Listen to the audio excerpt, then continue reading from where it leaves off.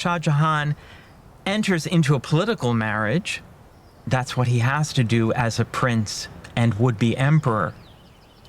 But the chronicles are clear that Mumtaz is the love of his life. Finally, they marry. She's 19, he's 20. He gives her the pet name Mumtaz Mahal, meaning the jewel of the palace, which she's been known by ever since. She possessed the requisite sort of aristocratic lineage to be married to a Mughal prince. But would he become emperor? There were so many others who were also competing for the throne. Shah Jahan is favored to succeed his father as ruler.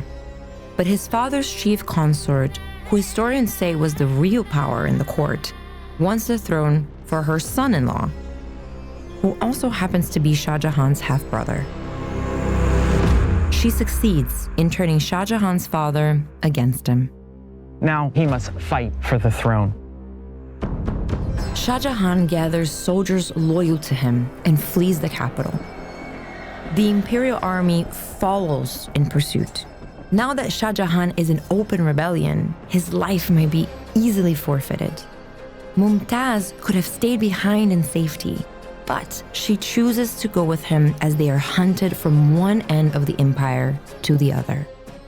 There were periods when his prospects didn't look very bright at all, and often he had to flee or fight with limited resources.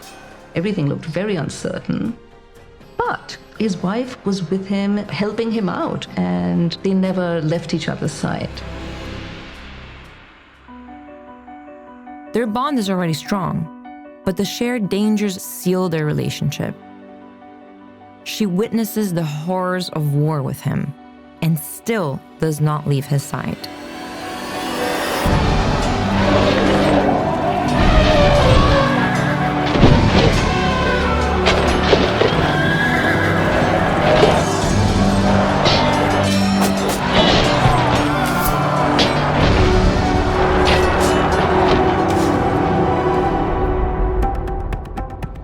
The conflict stretches into its third year.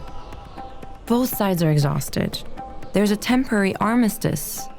But when his father dies, Shah Jahan acts quickly and without mercy to eliminate all rivals.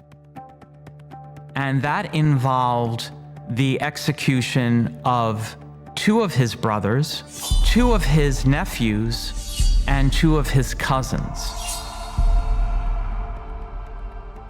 Now that he is the undisputed ruler of a vast empire, he turns his attentions back to his precious wife. Even the usually restrained court chronicles take note. And I'm just going to read a quote in English translation. So their mutual friendship and rapport reached such a height as was never found between any husband and wife in all the classes of sultans or other people. But their happiness is short-lived. While giving birth, something goes terribly wrong. Mumtaz begins to hemorrhage. The frantic labors of the doctors cannot save her. She knows before they do that she is dying.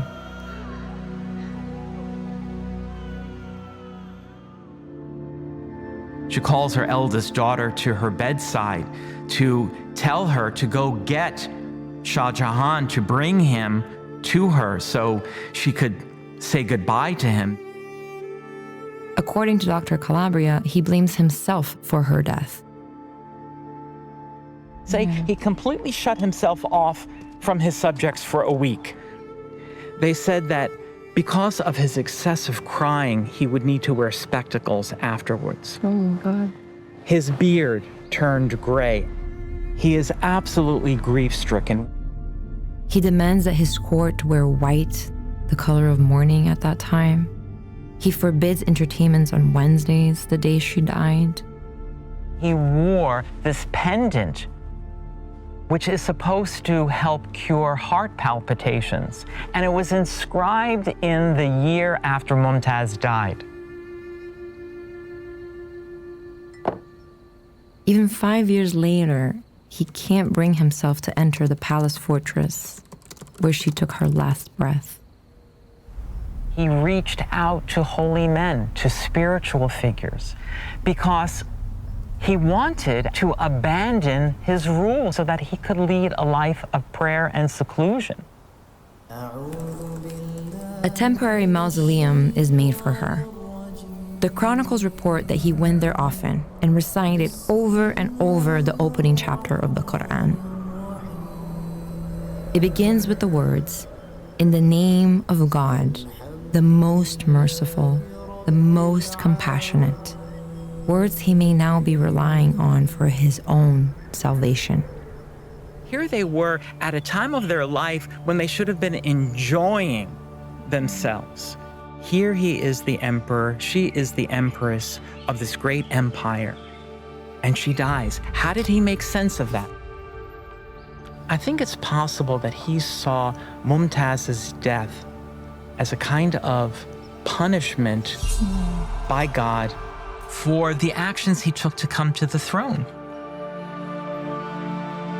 The plans for the Taj happened rather quickly to have a monument built for her.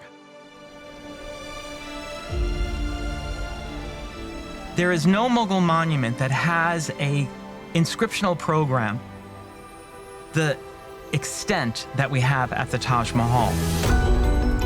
We have 14 complete chapters taken from the Holy Quran, over 241 verses inscribed on the various parts of this complex. This complex that covers 42 acres.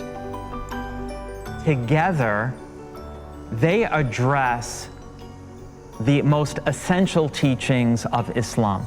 The belief in the one God, the belief in divine revelation, the divine revelation that is given to the prophets, the reward of the righteous, as well as the punishment of the sinful.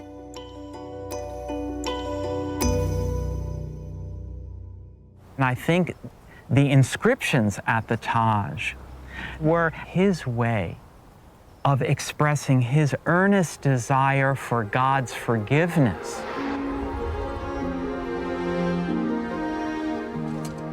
So many of the texts have this magnificent reassurance to them.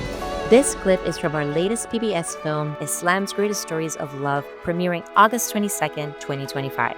Check the description for details and please subscribe to help us bring more stories like this to life.